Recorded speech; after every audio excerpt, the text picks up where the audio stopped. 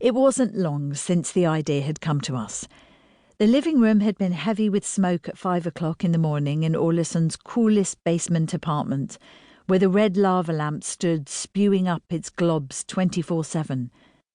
We were the small group that remained of what had previously been a living room full of people. Close to calling it a night, but not quite ready to do so. The mood was subdued, the air sweet with smoke, and Ingvar sat in the armchair playing classic rock tunes on his guitar. Even Egil, who spent the entire evening pumping the living room full of 50 Cent and Outcast, had rolled down his shirt sleeves and settled on the rug, with his arm around a girl who was probably in some of his classes at the Norwegian Business School. I was high on the atmosphere, and one of Ingvar's strong joints had withdrawn into myself.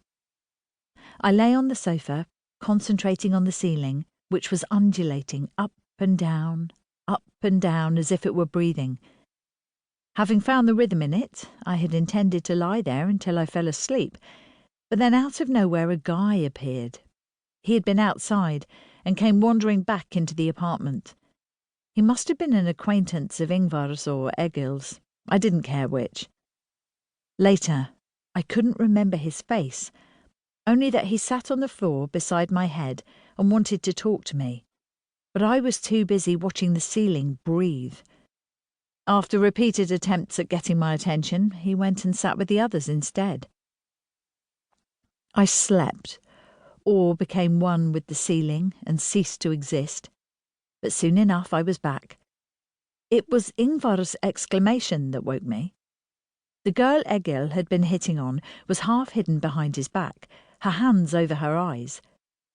Egil himself sat with his eyes glued to the TV. On the screen, a man was standing in the jungle, half submerged in a muddy puddle and pulling something from the water. It was a snake with gleaming brown and black scales, as thick as an alligator, but much longer. The snake got bigger and bigger as the man drew it out of the water. Its skin was brown, black and yellow, a huge python. The man called out as he pulled forth an ever fatter, ever rounder coil. "This is a big snake," he cried. "The head! There's the head!" An Australian accent and quick movements. At that moment, the snake opened its jaws and lunged at its captor, furious. The man backed away, giving a stifled cry, the snake following after him. I swallowed, heard Egil's nervous laughter and curses as if from somewhere far away. My heartbeat seemed to drown out everything, filling the room with the sound of my blood. My cheeks turned hot, my hands clammy. I didn't usually feel such an intimate connection to my body, not like this. There was something about the coiled snake's soft movements, the muscle power that must be hidden beneath the sleek scales. I felt drawn to the screen, where the man had taken a camera from his pocket and positioned himself to take a photograph of the enormous animal. Right then, the snake and I yawned, almost in unison.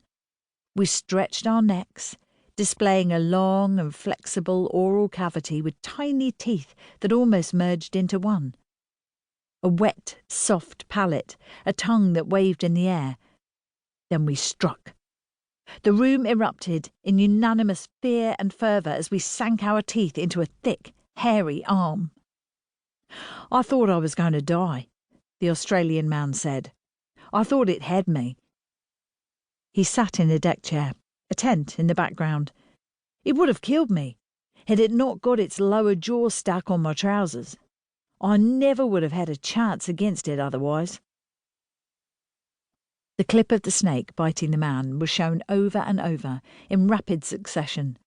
The soft pink mouth darted forward, several times at speed, and then again in slow motion. I saw how the snake bit, how a pale pink tooth snagged on the fabric of the man's trousers before finally breaking free.